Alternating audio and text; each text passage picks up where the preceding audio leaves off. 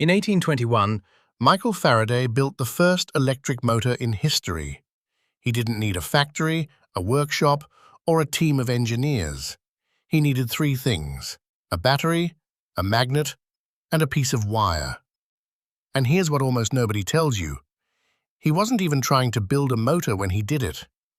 The Homopolar motor was the first electrical motor ever built, and its operation was demonstrated by Michael Faraday in 1821 at the Royal Institution in London.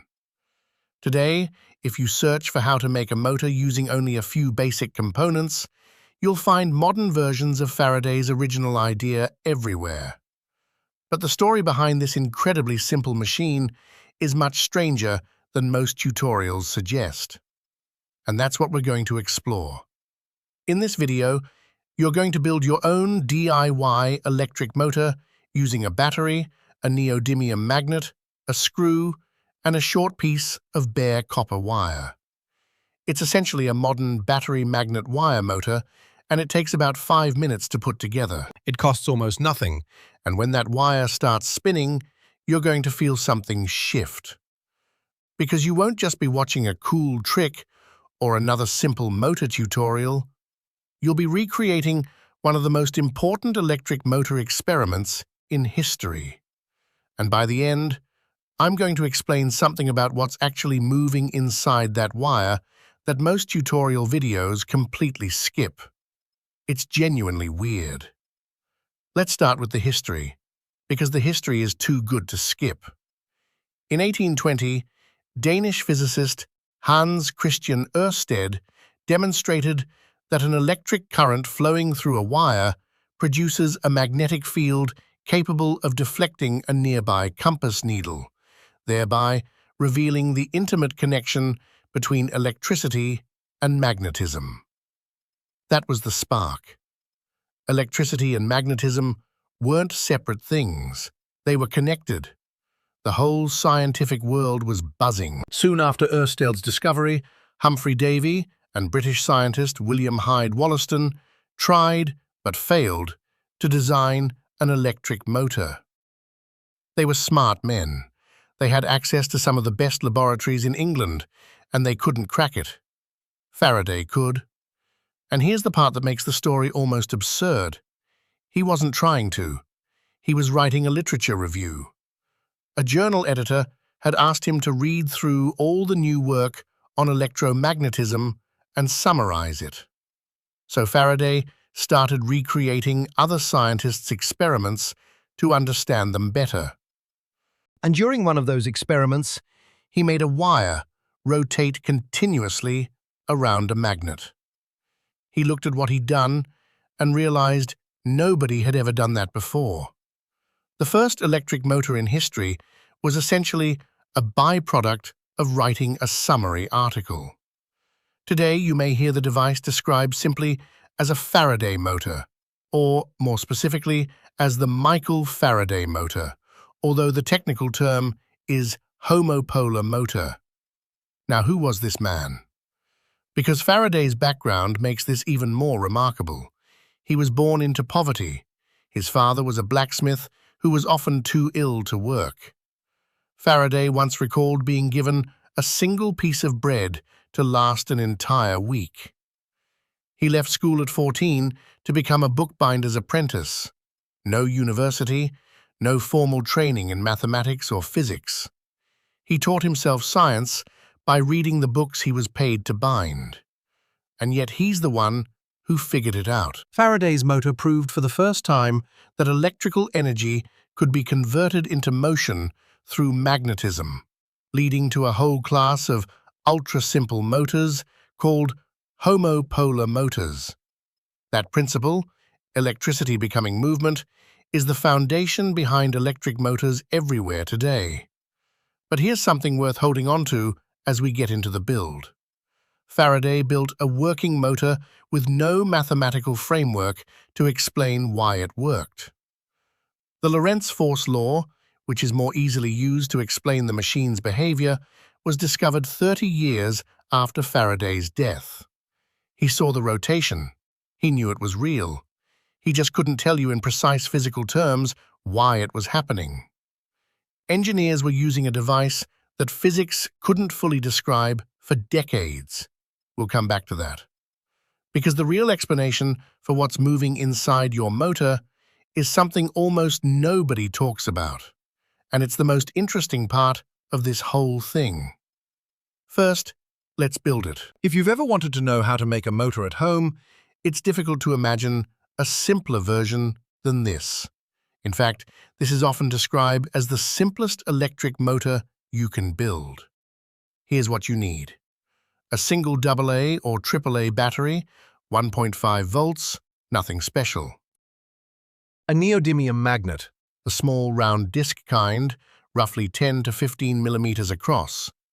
You can find these online for almost nothing, and they're worth having a few of. A small steel screw or nail, the kind you'd find in any toolbox, and about 15 centimeters of bare copper wire, no insulation, just the raw wire. You can strip a piece of electrical wire or pick some up at any hardware store. That's everything you need for this homemade electric motor. The whole build costs less than a cup of coffee. Step 1. Stick the neodymium magnet to the head of the screw.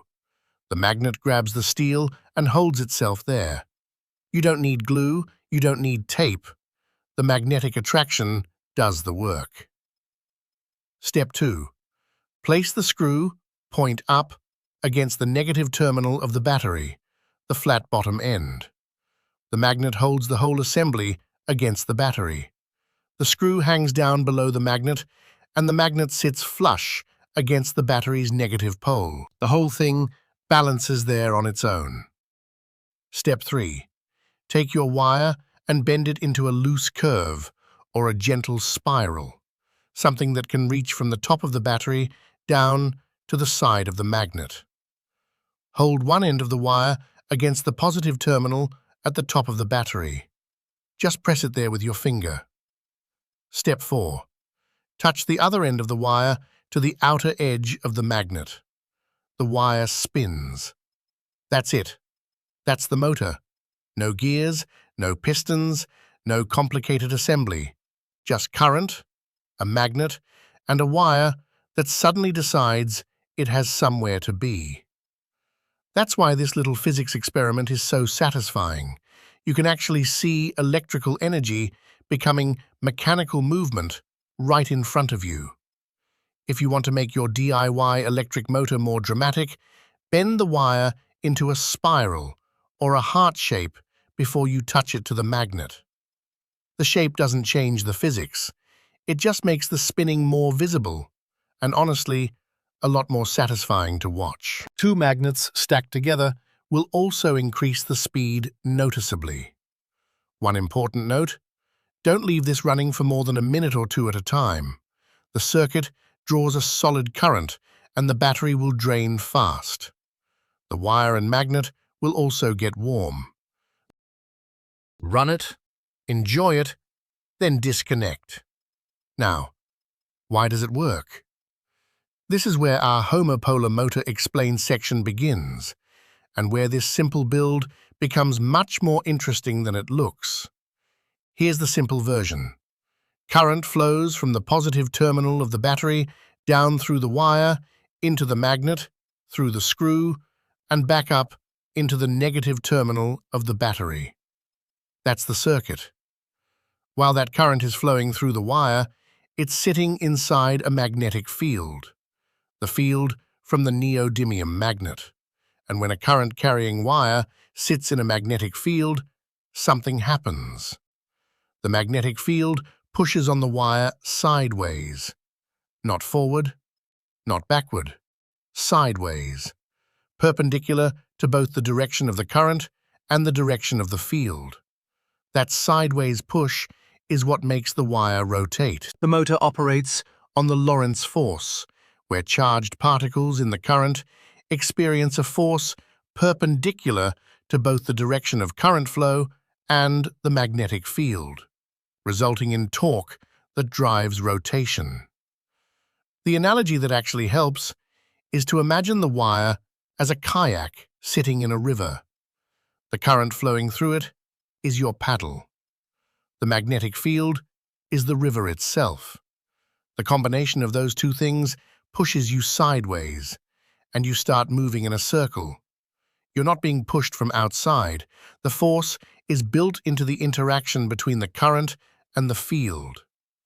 But here's the thing I promised you earlier, and this is the part most tutorial videos completely skip. What is actually moving in that motor?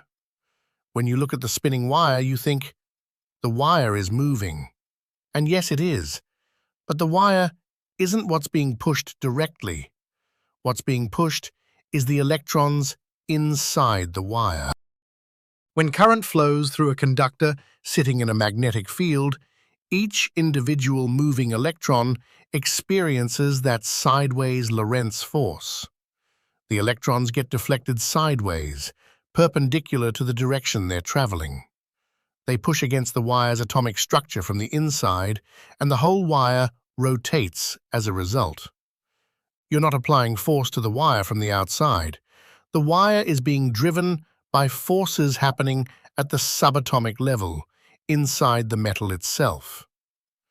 Faraday watched that wire spin in 1821 and had no idea he was watching billions of electrons being deflected sideways simultaneously.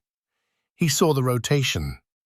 The explanation at the quantum level wouldn't exist for another century. And yet, the device worked perfectly. That's one of the stranger facts in the history of science. A technology that worked before anyone could completely explain what was happening inside it. And that's what makes experiments like this such fascinating, vintage technology. You're not simply looking at an old invention. You're looking at a moment when engineering moved faster than scientific explanation. In that sense, the homopolar motor is also a perfect example of retro-engineering, a remarkably simple historical design that still demonstrates fundamental electrical physics more than 2 centuries later. Now remember what I mentioned about homopolar motors being used for something much bigger than a kitchen table experiment?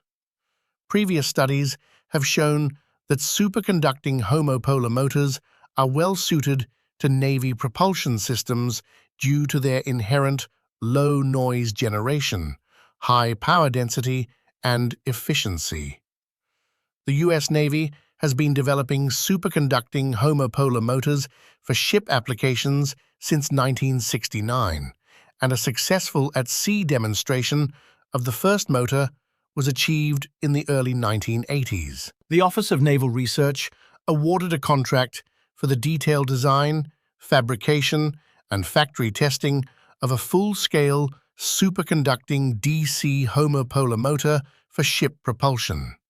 A 36.5 megawatt, 120 RPM advanced design prototype motor sized to propel large vessels such as destroyers. Think about that for a second. The tiny battery magnet wire motor spinning on your table and a multi-megawatt propulsion system belong to the same technological family. Same basic principle. Wildly different scale. And the scaling goes even further.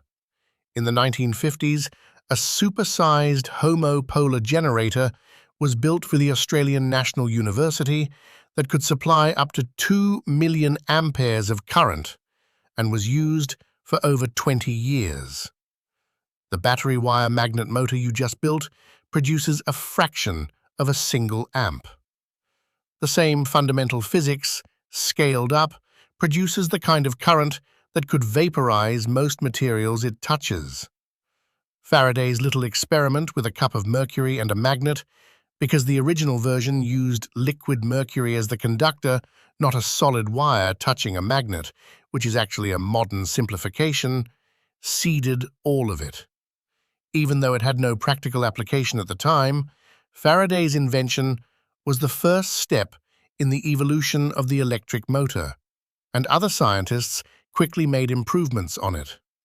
And Faraday himself, the man who invented the electric motor, discovered electromagnetic induction and laid the groundwork for every generator and transformer ever built, He turned down a knighthood from the British government.